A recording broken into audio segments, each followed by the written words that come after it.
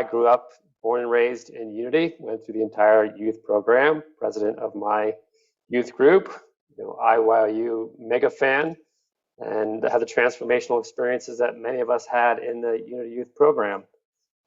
I went on to start to work with youth again at Uni of Las Vegas. I got back involved in being a sponsor for the youth program, YFM area of that church. Eventually got onto the board, became the minister, got ordained, yada, yada, yada. Here we are. I'm the executive director. That's how quickly it happens. You just got to watch out. Stuff starts flying. So I brought that life experience to UWM with me. And I knew that these principles I have found through my work with youth are so much more easily absorbed by youth than they are by adults.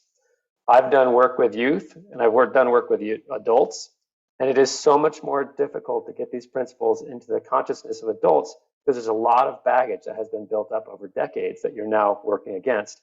Where youth come to it somewhat as a clean slate. They have their experiences, but they're still formulating their ideas, their beliefs, and so you're getting in at the prime time to shift a life and create a new experience for an individual that will last them a lifetime. We never forget our experience for the youth program. Even those that don't wind up in Unity, they still draw from that in their conscious or subconscious way. So we knew this is incredibly invaluable.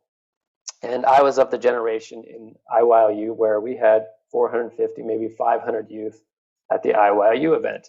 And that is a crazy, powerful experience. Just an awesome experience. And many of you probably had that experience either as a sponsor or there as a youth.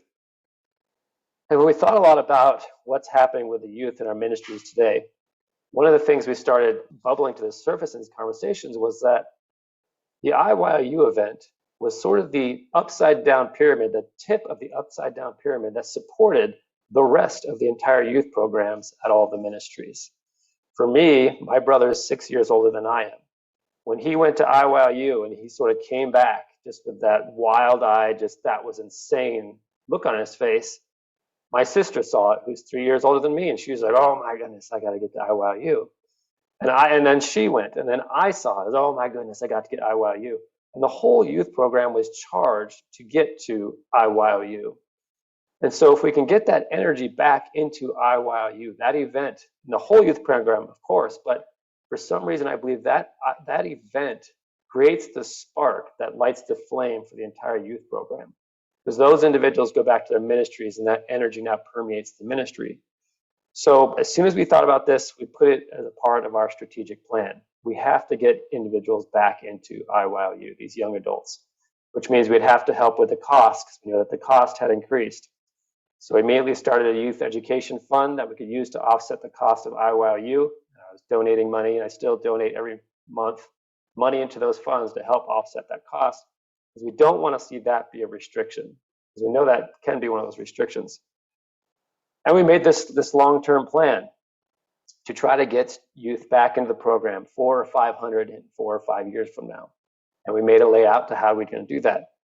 But that's sort of where I didn't want to take control of this thing. I knew it had to be crowdsourced because I did not have the solution. We had a plan. We knew it. We had to do in the next few years. But my vision was that people would bubble to the surface that have ideas, have thoughts, have skills that I just don't have.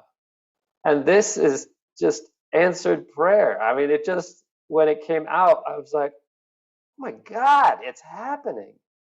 You put this out in the universe. I had no idea this was formulating. Next thing I know, I get a slide deck sent to me, and I was like, well, where did this come from? What is going on? This is so awesome. I'm pumped that we have these individuals coming together. This is beyond what I could have imagined, that I don't have to sit here and try to think tank this out with just my leadership team or my staff.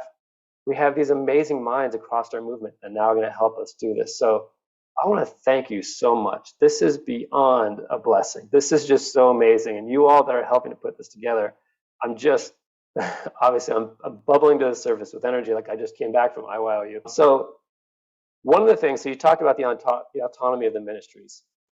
And that is something that we're working with all the time at Unity Worldwide Ministries. Even if we have something really awesome we want to get out to them, they are autonomous.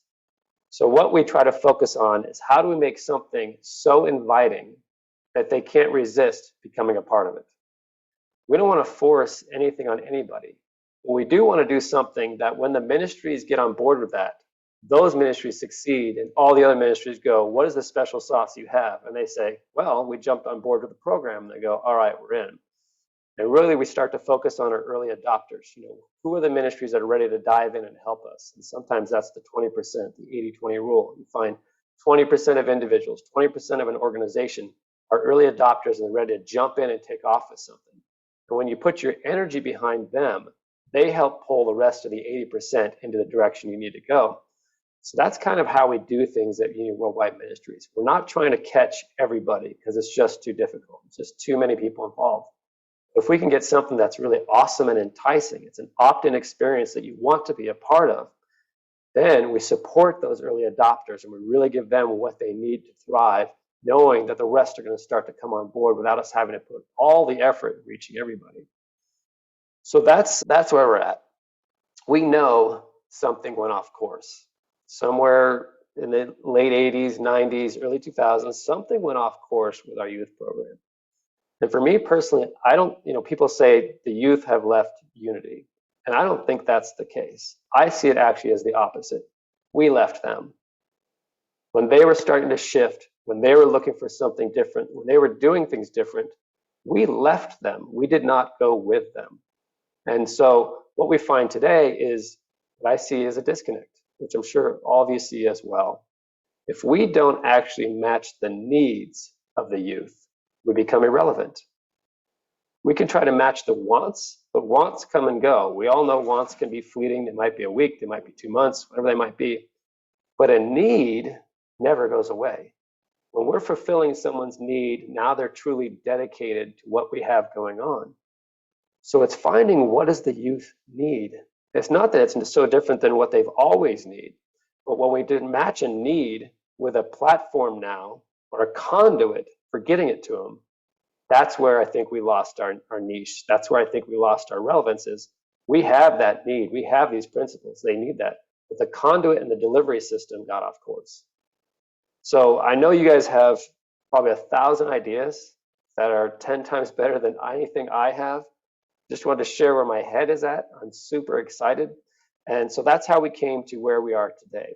Unity Worldwide Ministries, we're committed to this. We've got staff members working on this with you all. There are funds that are starting to grow to help support this. And I talk about it as I travel around with the ministries, because just about every ministry I see says, Shad, where did the youth go?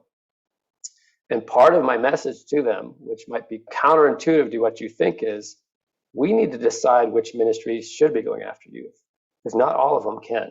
Not all of them are well situated to go after youth. And we could be putting energy behind ministries that are just too detached from the opportunity of youth to really make this turnaround in time. And for them to put the energy behind it, they might have an older demographic, they might be in an area that's mostly retirement. It's not realistic for them right now. But what we can do is look at the ministries that are situated to really start bringing youth back, to really start engaging with youth and put the energy behind them. Some people have lost their billing. They don't even have a space for youth. So it's time to say, all right, you've got something else you might need to focus on, but there are ministries that are poised and they're ready to make happen what we need to happen in new and innovative ways that we may not even imagine. Let's put the energy behind that.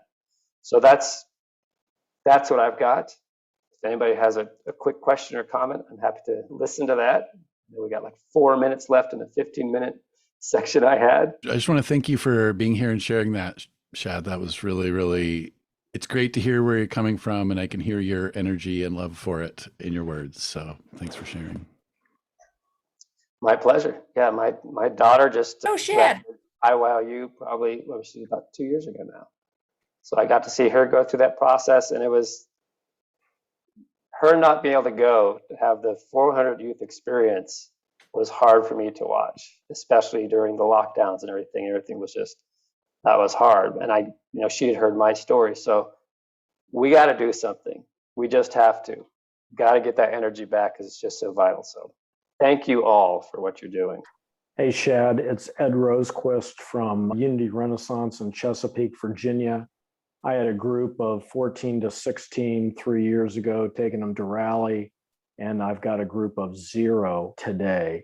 Significants now are all working on weekends. They found jobs during the shutdown. Discouraging for me, but it's really kind of an insight of exactly what you're saying is how do we hook them back? What's the ability to do that?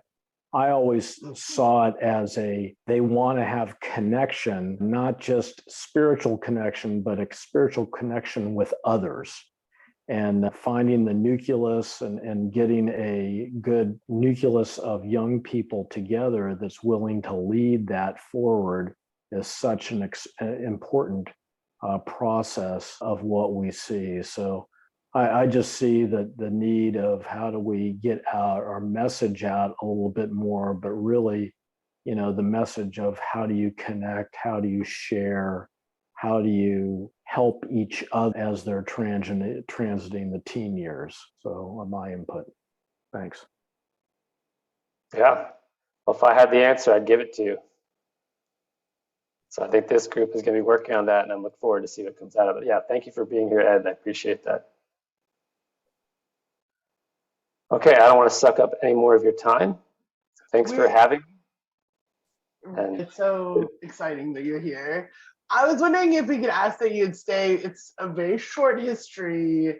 I believe that our history information has some of the information that you're seeking, and it's pretty brief. So, but if you have to go, we understand, and we'll get back to, we'll do history and then our breakouts. All right, so thank you also just for, it's exciting to feel like you're one of us.